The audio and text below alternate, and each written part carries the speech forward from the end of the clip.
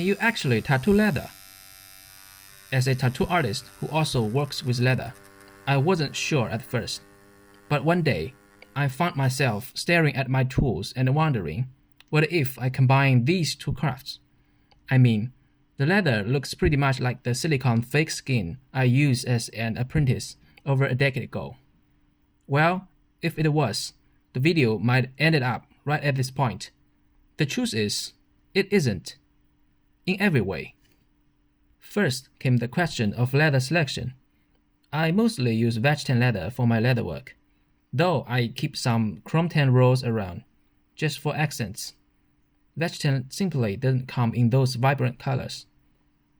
The problem is, veg-tan leather absorbs liquids extremely well, which becomes a disaster when dealing with the excess ink inevitably produced during tattooing. Then I came to another option, oil or wax tan leather. While they have some water resistance and is essentially just veg-tan hide that's been treated with oil or wax, but they always tend to come in darker tones. At least all the oil wax leathers I have are quite dark, which making them hard to achieve proper contrast with tattoo designs. This brought us all the way back to the point where we start, the natural veg-tan.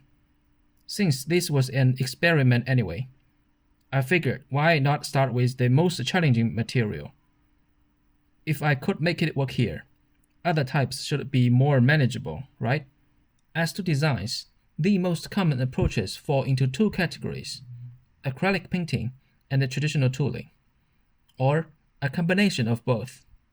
While painting allows for exquisite detail and the tooling creates strong three-dimensional looks, but tattoo machines work differently.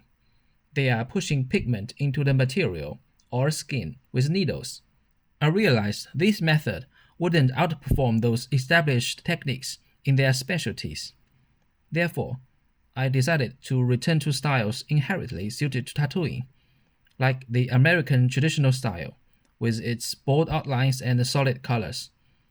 For this project, I chose a classic combination of horseshoe, rose, and the sunrise. Then I proceeded with the same steps I use for any tattoos, starting with the stencil. I traced the design onto the transfer paper, then applied speed stick to the leather. Honestly, I haven't used it in years, simply because the stencil stuff is better.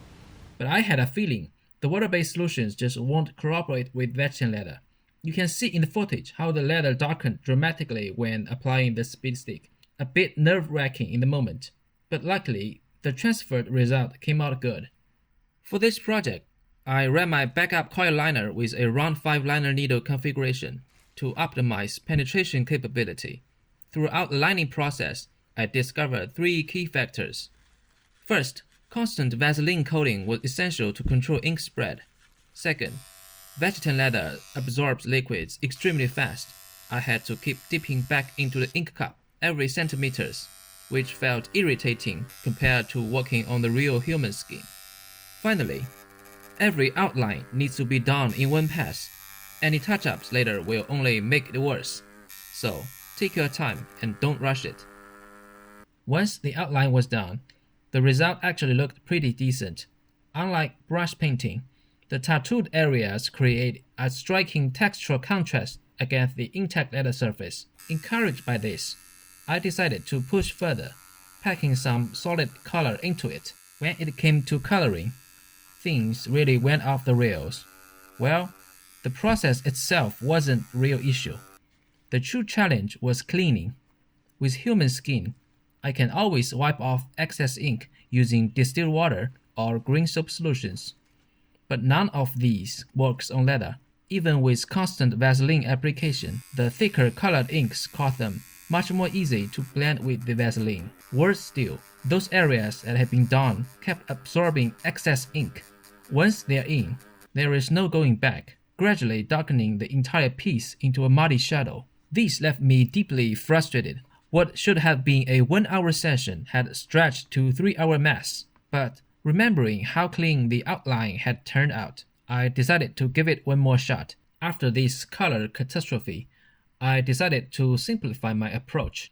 A new design, just a spark plug with some flames, executed in pure black linework, with less Vaseline applying. The contrast between the natural leather and the black outline remained crisp and clear.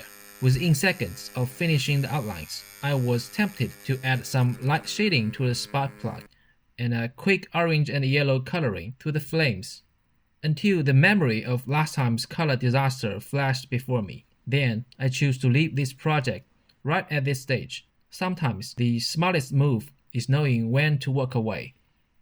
Some final conclusions.